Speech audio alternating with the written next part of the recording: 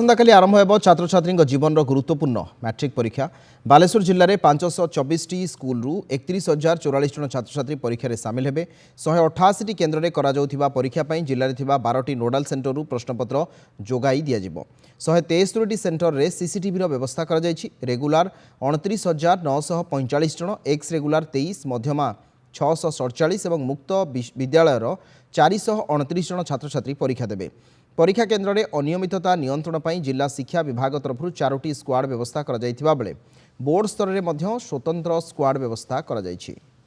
तो आमर ये जिला स्कूलटा नोडाल सेंटर तेणु समस्त कॉन्फिडेंशियल मटेरियल पुलिस सुरक्षा बलय मध्य रही सुरक्षित भाव में रही से विद्यालय में आम सीसीटीवी व्यवस्था करूँ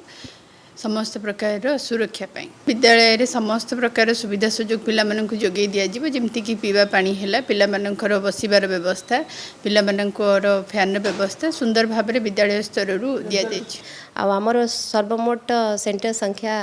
188 अच्छी नोडाल सेंटर 12टा अच्छी 31,044 पिला ए वर्ष परीक्षा देवाक जाउछंती 173टा स्कूल रे हमर सीसीटीवी व्यवस्था रही रखापी आम जिला स्तर में 4टा स्क्वाड फॉर्मेशन कर सारीचु ता व्यतीत बोर्ड तरफ भी आमर एडिशनल स्क्वाड आसुछंती तसहित कलेक्टर सारंकर अध्यक्षतार आम समस्त वीडियो और तहसीलदार मानू इंस्ट्रक्शन दिखाई जे से रेंडमली स्कूल सेंटर गुड़ाक भिजिट करेंगे आम टीचर्स मानक भी पूरा कड़ा तागिद करूँ जे जदि किसी भी आम